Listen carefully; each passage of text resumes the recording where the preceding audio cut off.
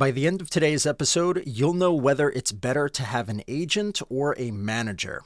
These days, the answer might actually surprise you. Welcome to the Actor's Career Compass, where we help aspiring screen actors find high-quality auditions, sign with great agents, and book major roles in legit productions.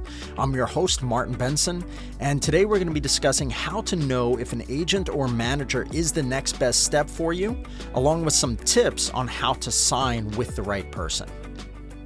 So here's the thing. It really depends on who it is that you're working with, right? So some agents are better than managers, and some managers are better than agents.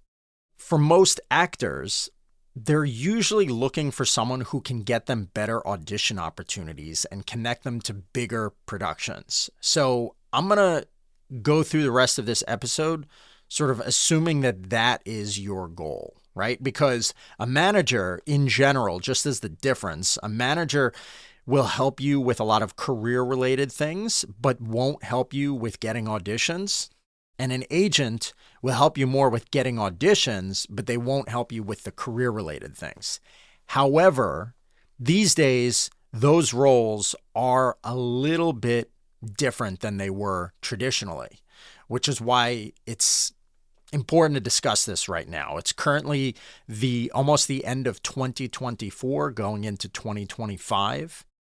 And nowadays, many actors want managers because these managers wind up being more responsive and are able to submit them for auditions, unlike in the past.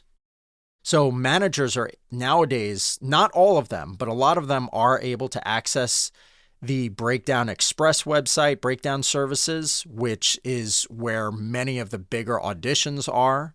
Basically, Actors Access allows actors to submit themselves for auditions. However, a lot of the bigger auditions are hidden from Actors Access and only available on Breakdown Express, which is what well-connected managers and agents are able to access to submit their clients for. So that's kind of how you get those auditions for those big television shows and films, by getting a manager or an agent who can submit you, since most actors are unable to register themselves. You have to kind of show that you've been working with a lot of clients and that you are a legitimate manager or agent to be able to actually sign up for that service. So if the manager that you are considering is able to submit you and does have access to those services, in that case, I actually recommend nowadays that you go with a manager first. A lot of my clients have told me that they've been more satisfied with their managers than they are with their agents if they have both. And this is, again, especially true if the actor is at the beginning of their career, meaning they don't have a ton of credits yet. They don't have some great footage in their reel. They haven't been in anything major, especially if they're not in SAG-AFTRA yet. They're still non-union. These managers that they'll sign with are what's called developmental managers. And that means that they're going to help you grow your career. They typically only have a few clients, and they spend a lot more one-on-one time with them, answering questions and giving them advice, especially over email. Now, agents, on the other hand, they usually have a lot of clients. So they might not have 10 clients like a manager, 10 to 20, but they might have like 50 to 100 or even more. And so that means that they're really, really busy, and they're not going to respond to emails as often as a manager will. And what happens is, if you're still at the beginning of your career and you're not booking a lot of auditions that you're going on, then your agent might simply start submitting you less or push less hard for you to get an audition. And what's going to happen is you're going to find your auditions will start to decrease over time. Whereas with a manager, they're going to kind of give you feedback. They might respond to you, that they'll be more helpful and give you some advice. And if you're in close contact with them, they will probably continue pushing for you hard. Again, unless you just never book anything and don't seem to put in much effort yourself, which I never recommend, right?